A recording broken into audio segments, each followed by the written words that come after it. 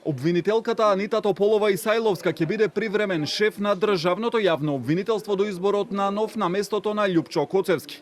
Беше едногласно избрана на денешната седница на Советот на јавните обвинители и единствен предложен кандидат за функцијата. Ја предложи членот на Советот Кети Петкова, според неа како принципиелно, а не персонално решение. По мене тргнав од еден принцип да го предложам за вршител на должноста заменикот на републичкиот јавен обвинител, кој што овие години додека му траеше мандатот, ја обавуваше функцијата заменик. Тоа е јавниот обвинител во републичкото јавно обвинителство Анита Тополова-Исајловска, која во континуитет била заменик и на републичкиот јавен обвинител Љупчо Јовевски, еден од замениците била на обвинителот Марко Зврлевски, во континуитет 10 години била заменик. Ја знае таа функција и мислам за неа нема да представува проблем за неколку месеци да ја обавува функцијата, не само за неа, туку и за целото обвинителство. Анита Тополова-Исајловска прв пат е избрана за обвинителка во 2009 година, а во 2013 влегува во висшето обвинителство,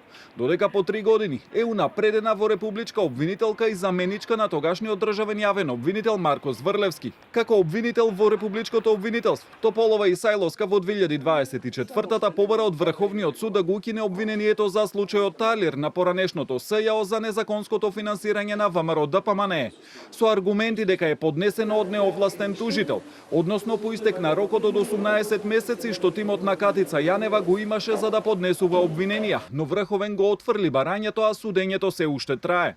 Нејзиниот избор доаѓа по оставката на Коцевски, а кога ќе започне постапката за негов наследник се уште не е познато. Собранието прво чека предлог одлука од влада, па ќе распише оглас на кој ќе може да се пријават само обвинители и судии и кривичари со најмалку 10 години искуство.